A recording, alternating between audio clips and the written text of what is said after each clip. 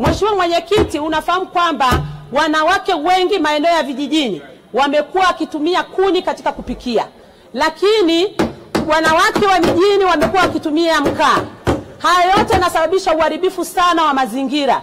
Lakini sio hilo tu, pia wanawake wengi wamekuwa waathirika wakubwa katika afya, kwa maana kwamba afya za wanawake zimekwenda kuathirika kwa sababu ya matumizi ya nishati chafu ya kupikia. Kwa hiyo tumshukuru sana Mheshimiwa Rais, na sisi kama wanawake na Watanzania wote tukamuunge Mheshimiwa Rais kuhakikisha ajenda yake ya nishati safi ya kupikia inakwenda kutimia kwa 100%. Mheshimiwa Mwenyekiti, ni sawa wananchi wameanza kuelewa matumizi sahihi ya nishati safi ya kupikia, na tayari nishati safi ya kupikia imeanza kufika mpaka maeneo ya vijijini.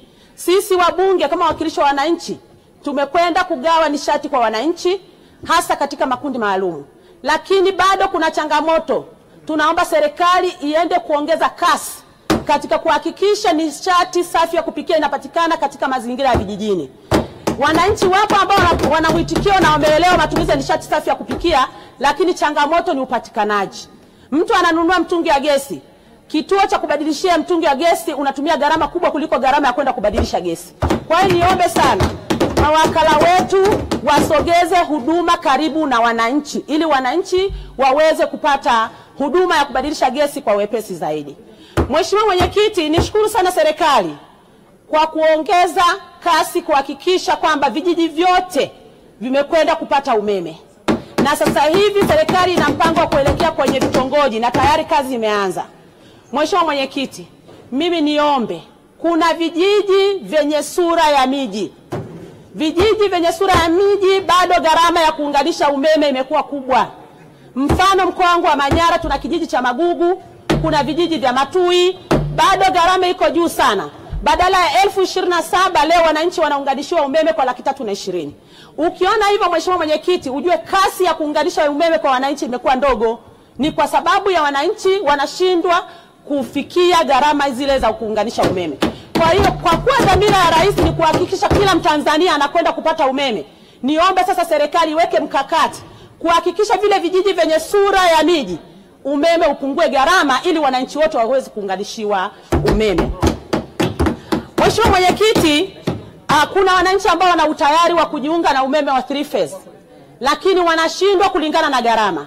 Mimi niombe sasa serikali iweke mkakati, wananchi hao wapewe mikopo wanapokwenda kuunganisha umeme, ili mikopo hii wakipewa watakuwa nalipa taratibu kadri anavyonunua unit za luku.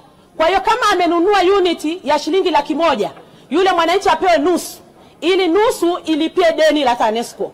Hivi itasaidia wananchi wengi kuendelea kujiunga na umeme, kujiunga na nishati safi ya umeme, lakini pia itasaidia kwenda kuibua viwanda vyetu kuzalisha kwa wingi. Hii ni kwa sababu gharama itakwenda kupungua, lakini wananchi wengi watajiunga kwa gharama ambayo akijiunga kwa bei ya mkopo itakuwa gharama ya ulipaji haitakuwa na maumivu makali kwa mwananchi. Lakini Mheshimiwa Mwenyekiti, sisi kama Babati tuna kituo kile cha kupozea umeme substation. Kituo hiki toka kimeanza kutumika mpaka leo matumizi yake yako chini ya 50%. Hii ni hasara kwa shirika. Shirika iangalie namna ambayo inaweza kupunguza bei ya unit, ili wananchi waweze kuunganisha umeme kwa wepesi, kwa sababu gharama inapokuwa kubwa ile substation pale uzalishaji wake ni mkubwa, lakini matumizi yanakuwa chini ya kiwango, maana yake inazalisha chini ya 50%. Mheshimiwa Mwenyekiti, kuna swala la umeme wa kupikia katika maeneo yetu ya vijijini. Ili kuendelea kulinda afya ya Mtanzania, ni lazima kila mwananchi atokane kwenye matumizi ya nishati chafu kwenda kwenye nishati safi ya kupikia. Lakini changamoto tunayopata kubwa kwa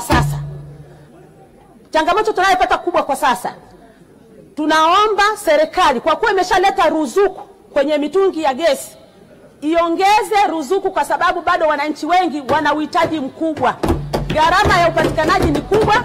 Kwa hiyo ikiendelea kuongeza ruzuku, kwanza nishukuru kwa sababu ruzuku imewekwa, lakini bado tunahitaji uongeze ruzuku zaidi ili wananchi waende kutumia gesi safi ya kupikia. Lakini sambamba na hilo, niombe sana ipunguze gharama za unit ya umeme ili wananchi waweze kutoka kwenye matumizi ya kuni na kupikia majiko ya umeme katika maeneo yetu. Mheshimiwa Mwenyekiti, nikushukuru sana kwa kunipa nafasi. Naona umewasha taa, lakini niseme kwamba naiunga mkono bajeti. Niwatakie kila laheri Mheshimiwa Waziri pamoja na timu yako. Sisi tunaendelea kuwaunga mkono ili dhamira ya Mheshimiwa Rais ikwende kutimia kwa 100%. Mheshimiwa Mwenyekiti, nakushukuru.